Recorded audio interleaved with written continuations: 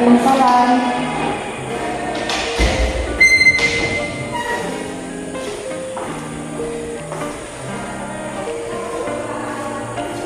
Silakan duduk, Ika. Makasih, Bu. Bagaimana kabarnya, Ika? Alhamdulillah baik, Bu. Sebelumnya Ika sudah pernah melaksanakan bimbingan konseling individu? Sudah pernah, Bu. Tapi itu sudah ada 3 tahun yang lalu. Lama ya? Oke, baiklah, sebelumnya Ibu akan menjelaskan tentang bimbingan konseling individu, di mana bimbingan konseling ini menggunakan asas kerahasiaan. Jadi, apapun masalah yang Ika ceritakan nanti kepada Ibu, itu akan menjadi rahasia kita berdua. Kecuali Ika memberikan izin Ibu untuk menceritakannya ke orang lain. Baik, Bu. Ika kelihatannya seperti banyak pikiran gitu. Apa yang Ika rasakan sekarang, Kak? Banyak permasalahan yang muncul akhir-akhir ini, Bu. Boleh Ika ceritakan apa saja masalah yang Ika hadapi? Iya, Bu. Permasalahan yang sedang saya pikirkan itu adalah tentang perkuliahan dan juga pekerjaan saya, Bu. Jadi dua hal tersebut yang membuat Ika merasa terbebani ya? Iya, Bu. Boleh diceritakan mengapa perkuliahan dan pekerjaan ini menjadi masalah bagi Ika? Karena perkuliahan saya Ya. itu seperti ada ketergangguan dalam pekerjaan saya, Bu. Kemudian begitu juga dalam pekerjaan saya ada ketergangguan juga dalam perkuliahan saya. Jadi antara dua itulah yang sedang saya pikirkan sekarang. Kalau perkuliahan, apa yang membuat Ika menjadi terbebani? Kalau perkuliahan itu semakin banyak tugas, kemudian saya juga harus mengejar deadline tugas-tugas yang belum selesai itu, Bu. Oke, Ika kuliah keinginan sendiri atau paksaan dari orang tua? Pertama saya itu kuliah memang karena diri saya sendiri, kemudian juga dorongan dari kedua orang tua saya, Bu. Gitu. Jadi Ika sudah tahu kan dunia perkuliahan itu seperti apa? Pasti banyak tugas-tugas ya? Ya, Bu. Ika sudah bisa membagi waktu dengan hal tersebut? Itulah, Bu, permasalahannya. Waktu yang membuat perkuliahan dan pekerjaan saya itu seperti kacau gitu, Bu. Kalau boleh tahu, Ika bekerjanya dari jam berapa ya?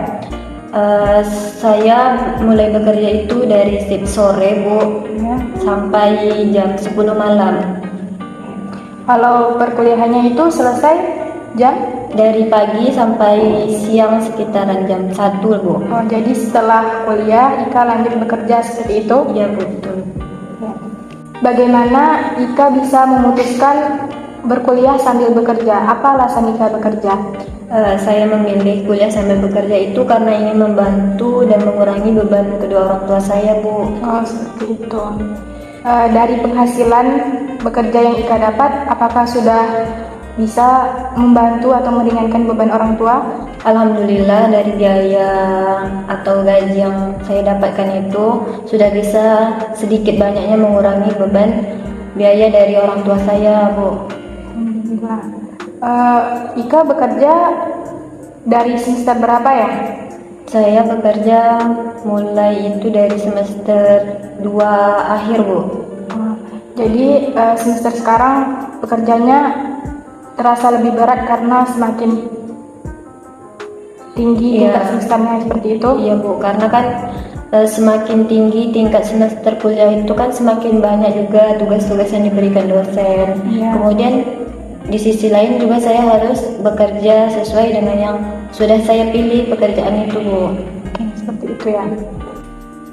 Jadi permasalahannya yang dapat Ibu simpulkan dari Ika ini bahwa Ika masih bingung dan merasa kewalahan membagi waktu antara kuliah dan bekerja ya? Iya, Bu, betul.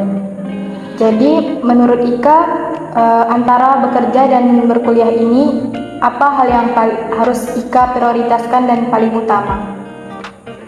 Seharusnya yang saya harus prioritaskan dan yang paling utama itu adalah perkuliahan saya, Bu, baru pekerjaan saya. Tapi karena kan di sisi lain pekerjaan itu untuk mengurangi beban biaya orang tua saya untuk saya kuliah. Karena harapan besar-besar orang tua saya itu adalah saya dapat meluluskan pendidikan saya, perkuliahan saya tepat waktu dan menjadi orang yang sukses itu, Bu. Jadi dengan berkuliah, orang tua Ika merasa bangga dan senang terhadap Ika. Iya, Bu, karena di keluarga kami itu belum ada yang sarjana, jadi saya adalah harapan satu-satunya keluarga saya. Kalau Ika memutuskan untuk berhenti kuliah, apakah itu akan membebani orang tua Ika? Iya, Bu, pasti akan menjadi beban mereka karena mereka berharap anaknya itu menjadi orang-orang yang pintar, orang yang berpendidikan. Biarlah mereka yang tidak memiliki pendidikan yang tinggi, akan tetapi anaknya mempunyai pendidikan yang tinggi yang cukup baik juga. Jadi bekerja juga merupakan hal yang penting karena itu bisa membantu meringankan beban orang tua Ika, seperti itu? Iya, Bu. Oke, jadi antara bekerja dan kuliah ini merupakan hal yang sama-sama penting. Ika mungkin tidak mau meninggalkan dua hal tersebut, kan? Iya, Bu. Menurut Ika, bagaimana solusinya terhadap kedua hal tersebut? Jadi dari kedua permasalahan yang saya miliki itu, Bu, Ya. solusinya adalah kedepannya saya harus lebih teliti dan harus pandai-pandai lagi dalam memberi waktu Ya. antara jam kuliah saya dan jam kerja saya.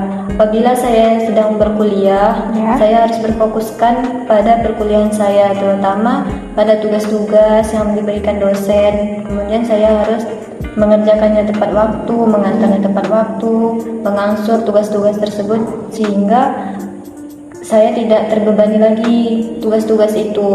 Ya, Kemudian dalam pekerjaannya saya juga harus berfokus juga pada pekerjaan saya yang sudah saya kerjakan lebih kurang 1 tahun yang lalu. Ya. Jika saya tidak fokus dalam bekerja, nanti akan berdampak besar pada kedepannya, Bu. Bisa nanti saya dipecat karena kurangnya kinerja kerja saya, Bu. Oke, baik. Jadi itu ya Kak, Ika harus mampu membagi waktu dengan baik. Ketika ada tugas, coba Ika angsur diselesaikan, jangan ditunda-tunda. Karena hal tersebut akan berdampak pada kerja Ika nanti.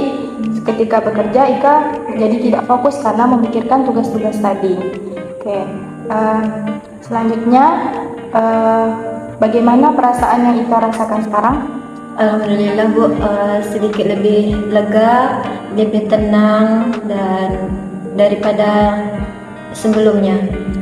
Semoga apapun pilihan yang Ika jalani sekarang, pilihan yang Ika ambil akan membuahkan hasil dan memberikan kebahagiaan kepada orang tua Ika nantinya. Amin, amin. Terima kasih, Bu, atas nasihatnya, motivasinya dan juga waktunya. Ya, sama-sama. Mungkin saya datang ke sini itu mengganggu waktu istirahat Ibu atau waktu jam Ibu beristirahat itu. Ya, sama-sama Ika. Inilah tugas saya sebagai seorang konselor, bisa membantu dan meringankan beban konseling bagi saya. Baik, Bu. Oke, saya rasa cukup ya bimbingan konseling individu pada hari ini. Terima kasih Ika sudah memilih Ibu sebagai tempat untuk Ika menyelesaikan masalah, tempat Ika berbagi cerita. Semoga kedepannya Ika selalu bersemangat dan baik-baik saja. Baik, Bu, terima kasih juga saya ucapkan kepada Ibu telah meluangkan waktunya untuk saya berkunjung ke sini, Bu. Ya, sama-sama Ika. Selanjutnya saya mohon undur diri ya, Bu, izin pulang. Ya, silakan Ika. Terima kasih, Bu. Ya, sama-sama. Hati-hati ya. Ya, Bu.